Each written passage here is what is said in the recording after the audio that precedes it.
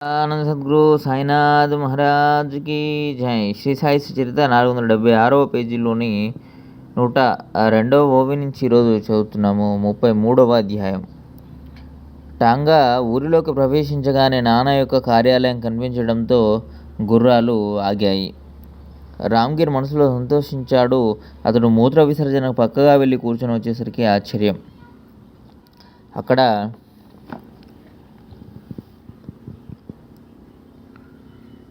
టాంగా లేదు, గుర్రాలు లేవు, టాంగావాడు కూడా లేడు. ఎవరూ కనిపించగా ఆ స్థలం ఖాళీగా కనిపించింది. ఇదేం చమత్కారం! నన్ను ఇంతవరకు తీసుకుని వచ్చినవాడు ఇంతలో ఎక్కడికి వెళ్ళిపోయాడు అని రామ్గిర్ మనసులో అనుకున్నాడు. నానాను కలుసుకోవాలని ఆతురతతో గోసావి ఆఫీస్కి వెళ్ళి నానా ఇంటిలో ఉన్నాడని తెలుసుకొని అక్కడికి వెళ్ళడానికి బయలుదేరాడు.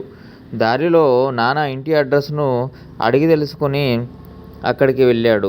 నానా ఇల్లు సులువుగానే దొరికింది. బయట అరుగు మీద కూర్చొని నానా లోపలికి పిలిపించుకున్నాడు.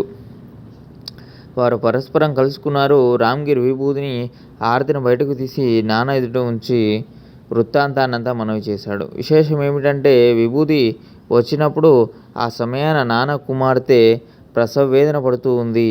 ఆ కష్టాన్ని బాధను తొలగించడానికి నవచండీ హవనం మరియు దుర్గా సప్తశతి పారాయణ చేయించడం చూసి రామ్గిర్ ఆశ్చర్యపోయాడు.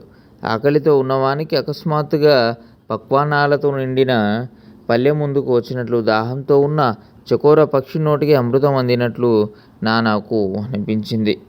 భార్యని పిలిచి కుమార్తెకు నీటిలో వేసి తాగించమని విభూతినిచ్చాడు. తాను స్వయంగా ఆరతి పాడమారంభించాడు. క్షణం గడిచిందో లేదో విభూతి వేసిన గ్లాసు నోటికి అందించగానే అమ్మాయికి బాధోపశమనం కలిగింది. 114వ ఓవి నుంచి మరో వీడియోలో చదువుకుందాం. సచ్చిదానంద సద్గురు సాయినాథ్ మహారాజ్ కీ జై. లోకా సమస్తం సుఖినో భవంతు.